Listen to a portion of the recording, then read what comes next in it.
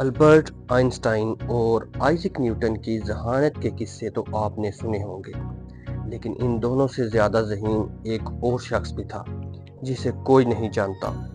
Info at علی کی videos میں خوش آمدید۔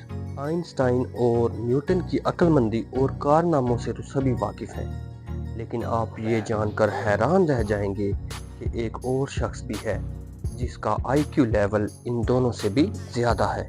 یہ کہانی ایک ایسے شخص کی ہے جو دنیا میں پیدا ہونے والے انسانوں میں ابھی تک سب سے زیادہ ذہین ہے۔ آئنسٹائن کا آئی کیو لیول 160 تھا اور نیوٹن کا آئی کیو لیول 190، لیکن جس شخص کی بات ہم آج کرنے جا رہے ہیں اس کا آئی کیو لیول 260 تھا، یعنی آئنسٹائن اور نیوٹن دونوں سے بہت زیادہ۔ اس شخص کا نام ہے ولیم جیمز۔ یقیناً آپ نے اس کا نام بھی نہیں سنا ہوگا۔ ولیم جب 8 سال کا تھا تو وہ 8 مختلف زبانیں بولتا تھا۔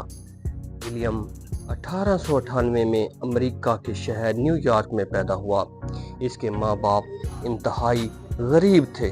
ولیم ابھی 18 ماہ کا تھا جب اس نے امریکہ کا مشہور اخبار نیو یارک ٹائم پڑھنا شروع کر دیا، اور 8 سال کی عمر میں اسے 8 زبانیں آتی تھی، اور یہ سب اس نے اپنی مدد آپ سیکھی تھی۔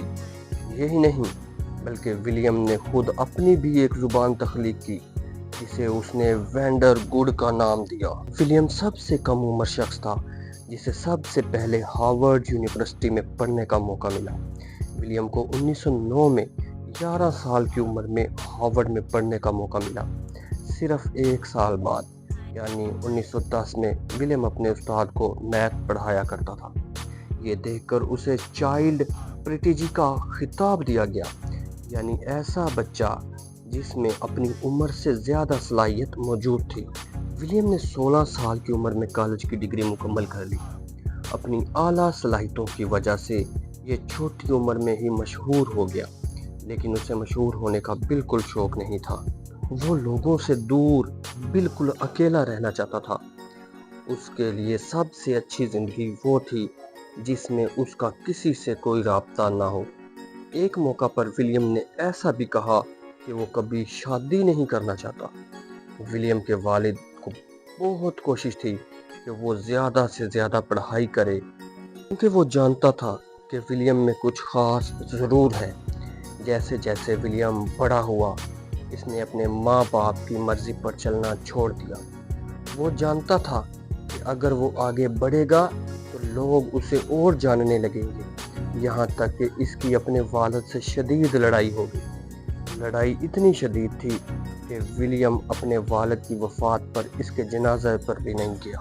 گمنام رہنے کے لیے ولیم نے چھوٹی موٹی نوکریاں کی، مگر یہ بھی اکثر لوگ اسے پہچان لیتے تھے۔ وہی لوگ جو اس سے پیار کرتے تھے اب اس کے خلاف لکھنا شروع ہو گئے۔ ولیم نے ورلڈ وار 1 کے خلاف آواز اٹھائی جس پر اسے 18 ماہ کی قید ہوئی، لیکن اس کے خاندان والوں نے اس کی بیل کروا لی۔ ولیم نے اپنی بقیہ زندگی تنہائی میں گزاری۔ اس کا اپنے خاندان سے بھی کوئی رابطہ نہیں تھا، یہاں تک کہ اس نے اپنا پیٹ پالنے کے لیے لوگوں کے چھوٹے موٹے کام کیے۔ وہ انسان جو اپنی ذہانت سے بہت کچھ کر سکتا تھا، کچھ کیے بغیر صرف 44 سال کی عمر میں اس دنیا سے چلا گیا۔